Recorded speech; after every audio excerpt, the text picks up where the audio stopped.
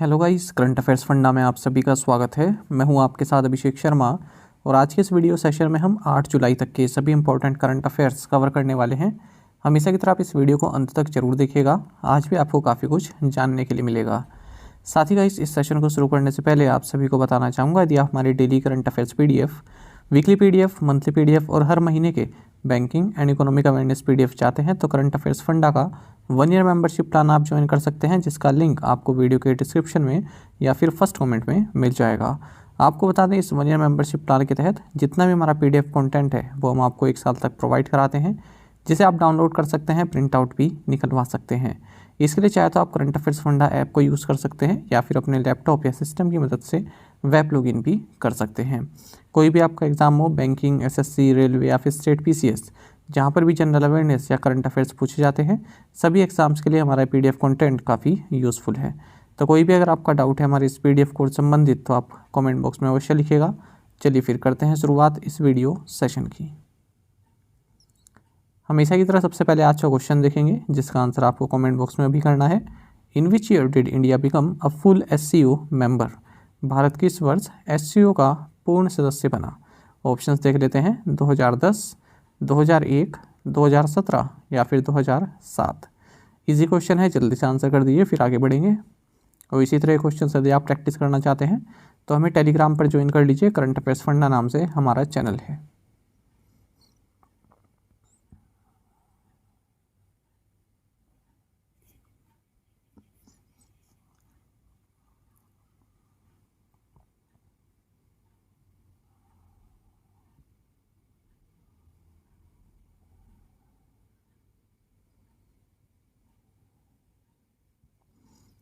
Which country won 2022-23 FIH pro league title?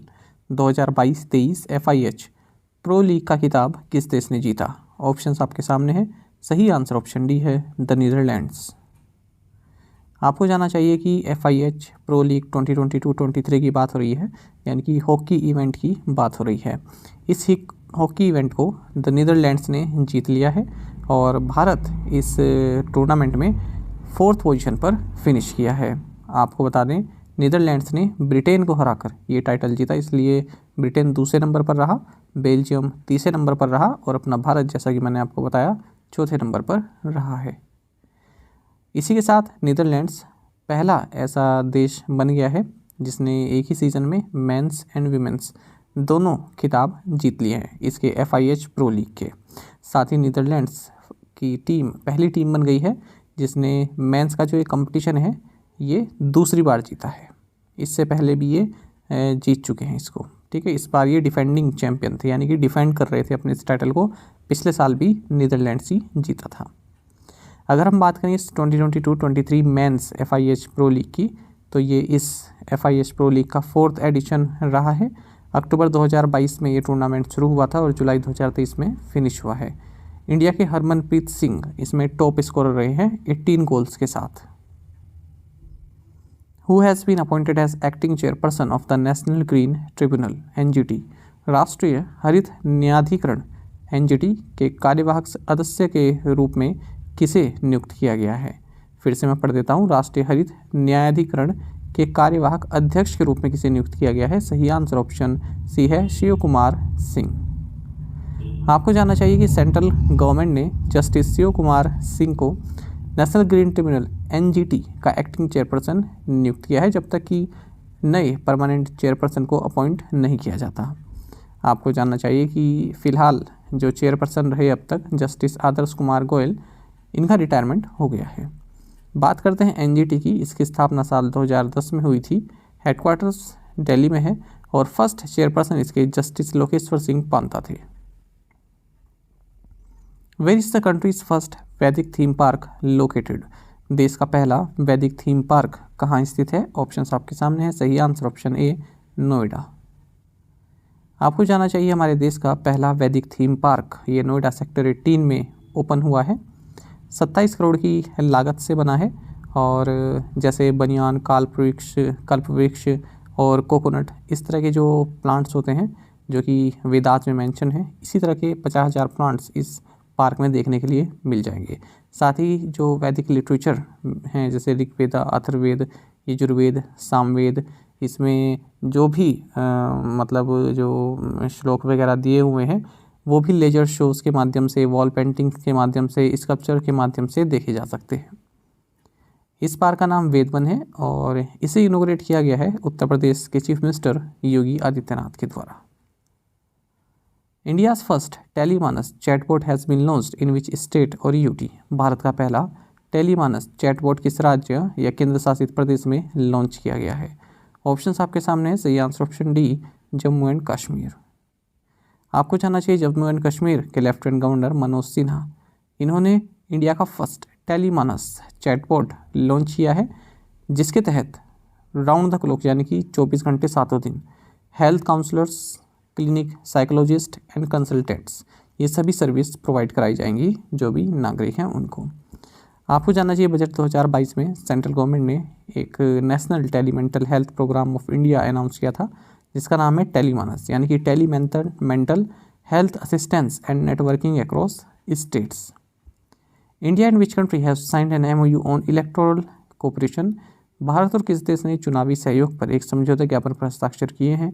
Options आपके सामने है। सही आंसर ऑप्शन बी, पनामा है।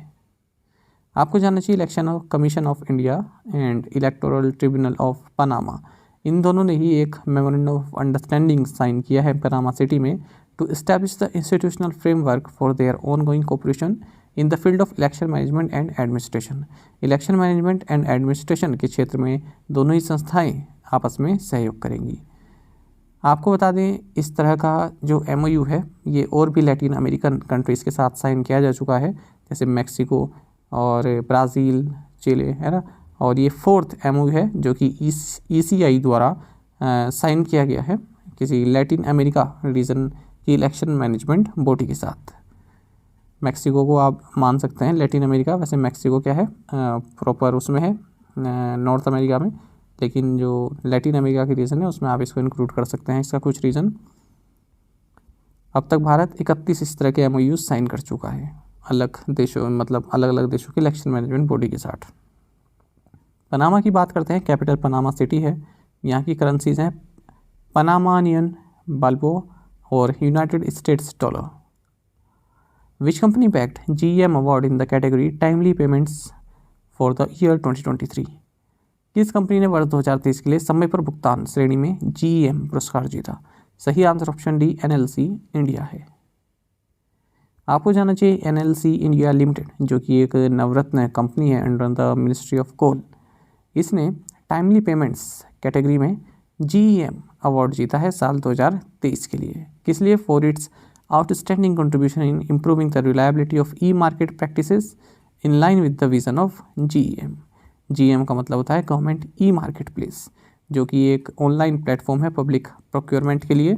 इसे 9 अगस्त 2016 को लॉन्च किया गया था ministry of commerce and industry के द्वारा। जो भी गवर्नमेंट बायर्स हैं वो उन्हें कुछ भी प्रोक्योर करना हो, कुछ भी गुड्स प्रोक्योर करना हो तो इस ऑनलाइन प्लेटफॉर्म से कर सकते हैं। इस प्लेटफॉर्म को ऑन करता है GEM SPV यानी कि स्पेशल पर्पस व्हीकल, जो कि 100% government owned not profit company है under the ministry of commerce and industries government of India. GEM की बात करें, contactless, paperless and cashless online market place है जिसने directorate general of supplies and disposals को 2016 में रिप्लेस किया। Which company won the Mineral Development Award and the Employer Brand of the Year Award at ASSOCHAM Business Excellence Awards 2023? ASSOCHAM Business Excellence Award 2023 में किस company ने mineral development award और employer brand of the year award जीता? सही answer option B, NMDC है। देखिए, national mineral development corporation यानी कि NMDC, इसने मिनरल डेवलपमेंट अवार्ड और employer brand of the year award जीता है ASSOCHAM बिजनेस एक्सीलेंस अवार्ड्स 2023 जो कि कोलकाता में आयोजित किए गए। NMDC लिमिटेड की बात करें तो ये हैदराबाद में इसका हेडक्वार्टर्स है और भारत में आयरन और copper, rock phosphate, limestone, dolomite, gypsum, ये जितने भी मिनरल्स हैं इनके एक्सप्लोरेशन के लिए कार्य करती है। Flipkart is offering loans up to ₹5 lakh through a partnership with which bank. Flipkart किस बैंक के साथ साझेदारी के माध्यम से 5 लाख रुपए तक का ऋण दे रहा है? सही आंसर ऑप्शन बी है एक्सिस बैंक। देखिए फ्लिपकार्ट एक्सिस बैंक के साथ पार्टनरशिप में 5 लाख रुपए तक का लोन ऑफर कर रहा है और इसकी खासियत यह है कि 30 सेकंड के अंदर अप्रूवल मिल जाता है, कोई भी डॉक्यूमेंट सबमिट करने की नीड नहीं है और ये जो लैंडिंग सर्विस है ये फ्लिपकार्ट की ऐप से एक्सेसिबल है। एक्सिस बैंक की बात करते हैं, MD and CEO Amitabh Chaudhary हैं, हेडक्वार्टर्स मुंबई है, टैगलाइन है वर्दी का नाम जिंदगी। Which state has overtaken Tamil Nadu to become the state with the highest micro lending borrowings in India as of March 2023? मार्च 2023 तक कौन सा राज्य भारत में सबसे अधिक सूक्ष्म ऋण लेने वाला राज्य बन गया है? ऑप्शंस आपके सामने है, सही आंसर ऑप्शन ए बिहार है। आपको जानना चाहिए यहाँ पर एक रिपोर्ट रिलीज़ की गई है credit information company CRIF high mark के द्वारा।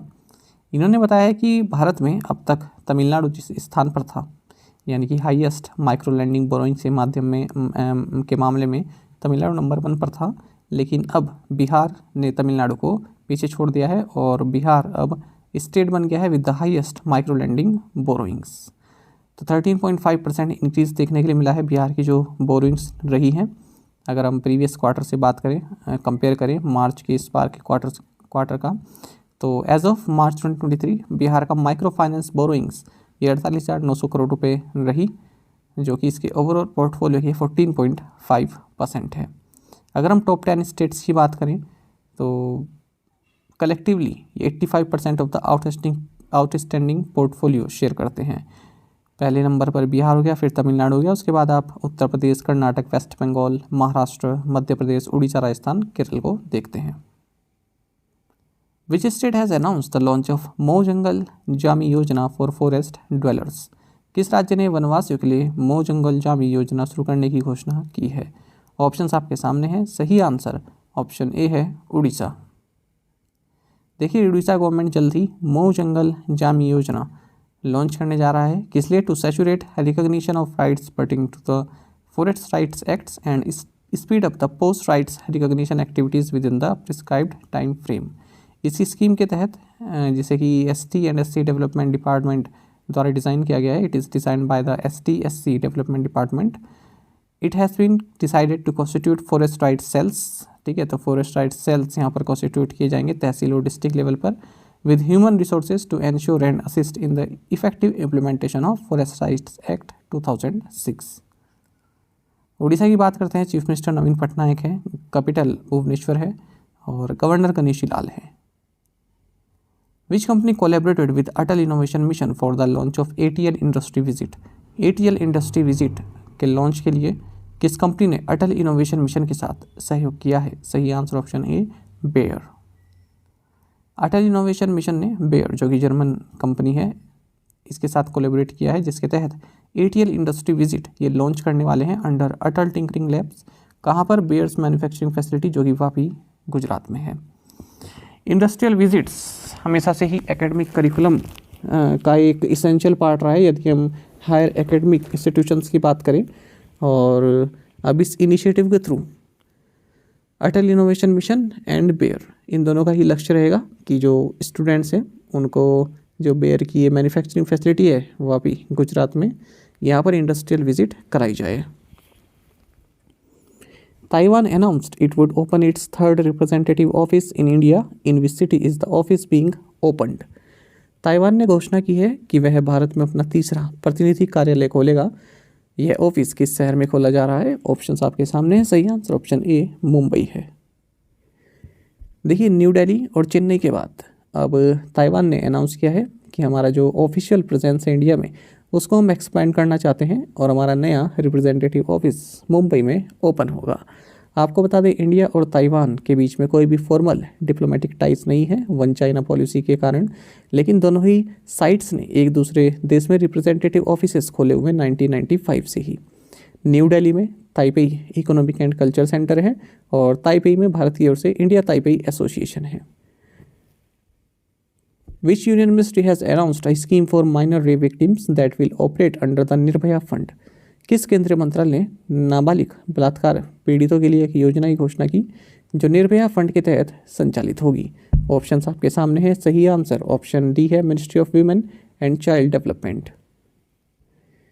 देखिए इंडियन गवर्नमेंट ने एक स्पेशल स्कीम लॉन्च की है उन माइनर रेप विक्टिम्स को सपोर्ट करने के लिए जो प्रेग्नेंट हो चुकी हैं क्योंकि उनके साथ सेक्सुअल असॉल्ट हुआ है।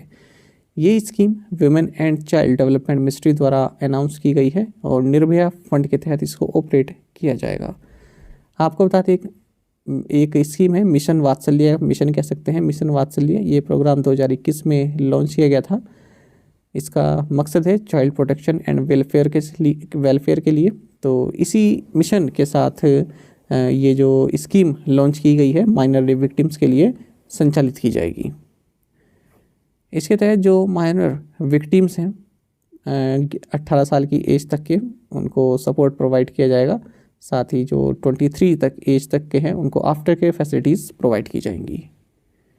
इस स्कीम का मतलब है integrated support and assistance provide करना विक्टिम्स को, उनको एजुकेशन देना, police assistance, health care, psychological support and legal aid provide कराना।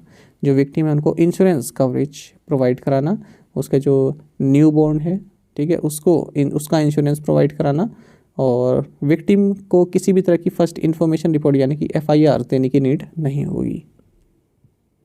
Who has been elected as the president of Basketball Federation of India BFI? Basketball federation of India के अध्यक्ष के रूप में किसे चुना गया है?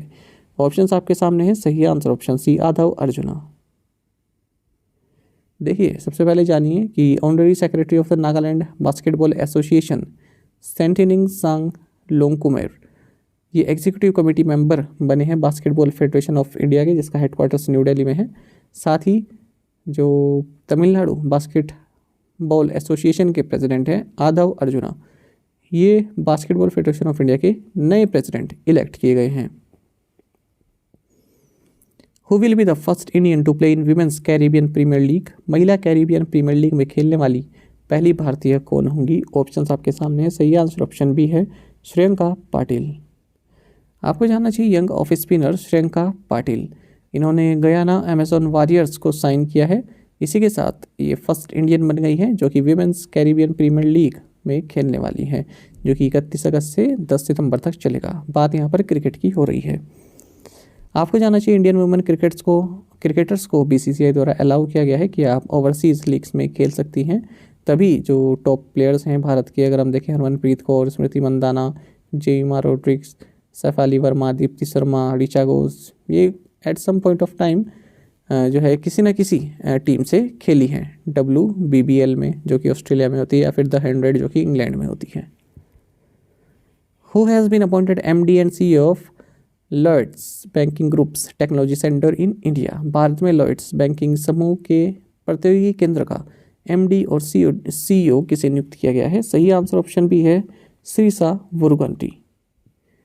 देखिए लॉयड्स बैंकिंग ग्रुप जो कि one of the leading UK based financial services groups है, इन्होंने श्रीसा वरुगंती को chief executive officer and managing director appoint किया है लॉयड टेक्नोलॉजी सेंटर जो कि हैदराबाद इंडिया में है। The 8th edition of the international conference on women in physics will be the first to be organised in India on July 10 to 14. It was first held in 2002 in which country?